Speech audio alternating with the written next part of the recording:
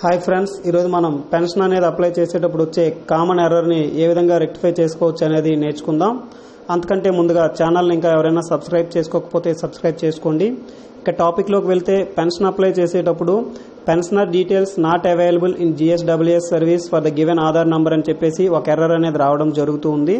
So దీనికి major reason ఏమై ఉండొచ్చు అంటే, గ్రామ వార్డు వాలంటీర్ యాప్లో మనం పర్సన్స్ని మ్యాప్ చేసేటప్పుడు వాళ్ళ తాలూకా ఆధార్ ఈకేవైసీ అనేది అప్డేట్ కాకపోతే కామన్గా ఎర్రర్ అనేది మనకు వస్తుంది. లేదా కొన్నిసార్లు సైట్ ఎర్రర్ వల్ల కూడా రావచ్చు, నెట్వర్క్ ఎర్రర్ ఏదైనా ఉన్నా సరే. మేజర్గా అయితే మాత్రం ఆధార్ ఈకేవైసీ వల్ల వచ్చే ఛాన్స్ అయితే ఉంది. సో దీన్ని రెక్టిఫై చేయడం కోసం మనం ఏం చేయాలంటే, ఆ కన్సర్న్ వాలంటీర్ తాలూకా గ్రామ వార్డు వాలంటీర్ యాప్లోకి లాగిన్ అయ్యాక మనకి ఇలా స్క్రీన్ అనేది డిస్ప్లే చేయడం జరుగుతుంది.